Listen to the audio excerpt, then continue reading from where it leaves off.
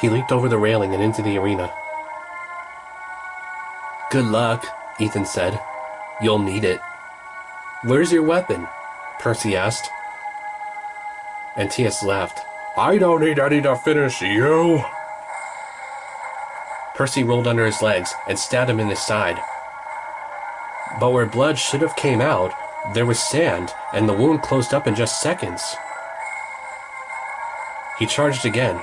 Fortunately, Percy had some experience fighting giants.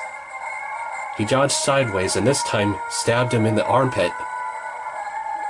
The blade was pushed real deep into his ribs. That was the good news. The bad news was that it still wasn't enough to bring down the giant.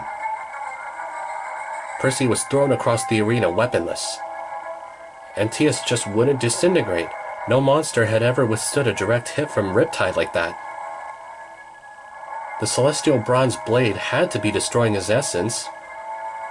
"Now you see why I never lose, demigod." Anteas stood between Percy and his sword. Then, Percy caught Annabeth's eye. He thought about what she had been trying to tell him. Anteas' mother was Gaia, the oldest Greek goddess ever. His father might have been Poseidon, but Gaia was keeping him alive. Percy couldn't hurt him as long as he was touching the ground. Then, Percy noticed something else when he looked up. Chains were hanging from the ceiling, decorated with skulls of his enemies. Suddenly, Percy had an idea. Percy hopped onto the giant's head and leaped up to grab the closest chain. "Hey," Percy shouted to the giant, "come and chase me up here, or are you too old and slow?" Anteas didn't like that. He jumped up trying to grab Percy. As he kept trying, Percy waited for the right moment, and then he made a loop around the giant's wrist with the chain, and then another around his neck. He was hopelessly snarling and choking in the chains. Percy jumped back down on the floor, grabbed his sword, and threw it up, impaling the giant. This time, sand fell out of the giant until his body completely dissolved. Winner! His mom always said he had a gift for getting stuff tangled up. "No!" Luke shouted. "Jackson! When I get my hands on you, I'm gonna..." "Save it, Luke," Percy said. "We had a deal. I won, now just let us go." "That was the deal Anteas made," Luke said, "and now he's dead.